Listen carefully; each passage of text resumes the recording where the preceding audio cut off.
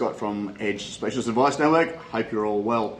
If it's your first time here, we are holistic advisors. We specialise in creating wealth for families across all asset classes, real estate, businesses, personal businesses, private equity, global stocks and bonds. We also specialise in succession planning and wealth creation for clients' retirements and their retirement goals. Okay, this is rule number 3 in our series of rule of thumb, back of the envelope investing rules for people. Because people come to me and they say, "Hey Scott, you know what? I'm just starting out. I just want to kind of a few little things that I guess I can almost put on my fridge, or I can kind of remember in the back of my mind that these is kind of easy guides, some real simple things to think about while I'm going through my daily life." All right, and what we've got here is the 50-30-20 rule, the 50-30-20 rule. So what is the 50-20-30 rule about? This is about where your household net income, so after tax, should be directed to, and this is a good guide for how much money should be going to certain things.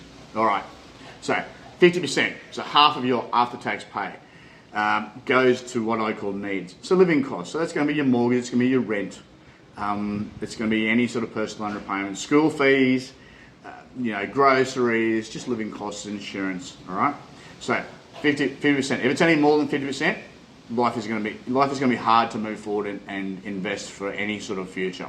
All right, so that is probably where I would start first. For clients, if you go, "Oh Scott, I'm spending 60% or even 70% of my after-tax income on just living," or "I'm spending 100% or 110%. Okay, there is an issue. You've got to fix two things. You look at one side or each side of that calculation.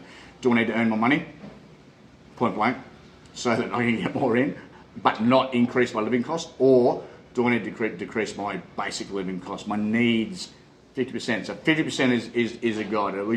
If we're going to be successful, everything starts at home first, because the more money you can save from the things that are needs, the more money you can set aside to invest, and the more money that you can grow for your family later on. Okay, 30%.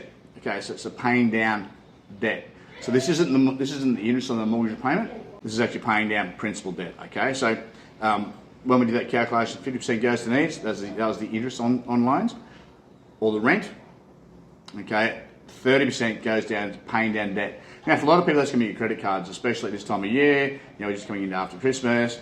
"Oh man, Scott, we blew out again. I don't know what happened. I promised myself I wouldn't max out my credit cards, but I just did. But the kids deserved. It was a really tough year for them. I felt really bad. Plus, all of our friends were buying their kids amazing Christmas presents, and I felt really guilty. So we just did it." Okay, well, that's fine. What's done is done, to quote Macbeth. And now, 30% of our net, so after-tax income of the household, should be going down to paying down debt principal. Okay, and that leaves the last 20%. So that is for future investment. So 20% of your net income, 20% of your after-tax income should be going to investment. So for some of you, that's going to be superannuation. I understand that. I would like to pretend superannuation isn't involved in that. I would like 20% to go to making repayments on investment properties, or to go into reinvesting into our business, or putting it into an investment bond, or putting it into a share portfolio. This is what I would like to see happen. And so if you got those numbers correct, then life could become very easy for your family if you start this early. My advice to everyone is, before they have children, just to invest in as much as you can. Get as much good debt, investment debt as you can, and just lump it up. Because once you get kids, it's really hard to borrow from the bank. And investing is actually a finance game. It's actually all about getting the money, other people's money, to make you wealthy. If you look at rich people, they never use their own. Okay, they're always off to the bank to borrow some money somewhere. Now, one of the questions will be, "Hey Scott, what about I just want to go out, I just want to go on holidays? I don't see any section out of this 50-30-20 rule. I don't see any sort of, my entertainment, my mental health therapy, which is called shopping or something like that. I'm not seeing any of that." Well, that was actually lumped into the 50%. Your needs. You need entertainment.